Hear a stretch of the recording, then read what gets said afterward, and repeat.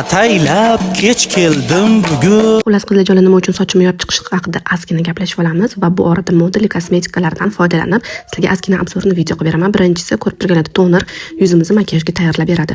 Sochimni yopib chiqishimning sababi chunki Instagramda bilasizlar, o'zingizlar judayam blogerlar ko'payib ketgan, o'shaning uchun oddiy ideal video ishlasangiz ko'tarilmaydi.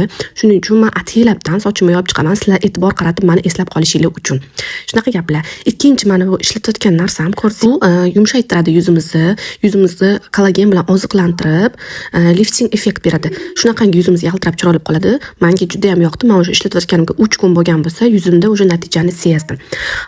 Sizlar aytasizlar, mana shunaqangi komment yozganingizdan keyin, albatta videolarim ko'tarilib ketgandan keyin bu menga plusga ishlaydi. Shuning uchun men shunaqa ko'rinishda chiqaman. Mana bu esa SPF. Hozirgi kunda bilasizlar, SPF juda ham kerak narsa, chunki bizani quyoshli havomizga SPF surmasak, yuzimizga qora dog', ajin tushib ketadi.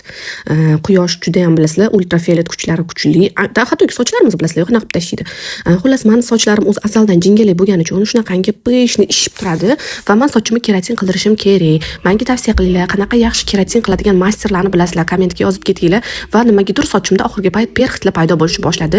Peeling qilishar ekan-ku sochga, o'shanaqa peeling qildirishim kerak, perxitlarni yo'qotar ekan. Va mana bu oxirgi ko'rib turganinglar, oxirida sepib baza hisoblanadi. Bilsanglar, makiyajdan oldin yoki makiyajdan keyin sepsanglar, yuzinglarni fiksatsiya qilib qo'yadi, fiksator hisoblanadi. Mana bu uxlaganda kechqurun suradigan nochnoy krem. Shu mana shu atmetka qilgan profilimga yozsanglar, yuzinglarga o'zingizlarga mos qilib yozib beradi. Mendan ham so'rashdi, yuzingiz qanaqada? Meni yuzim juda ham quruq, prям cho'milib chiqqandek, ayniqsa tirishib ketadi, qurishib. O'shanga moslashtirib menga uvlajняющий ko'proq kremlar yozib berishdi. Xullas, qizlar, qo'llab-quvvatlaganlar uchun kattakon rahmat. Meni kuzatishda davom etinglar. Mana shunaqangi pattek chigal sochlarimni ko'rib, kuzatib turinglar.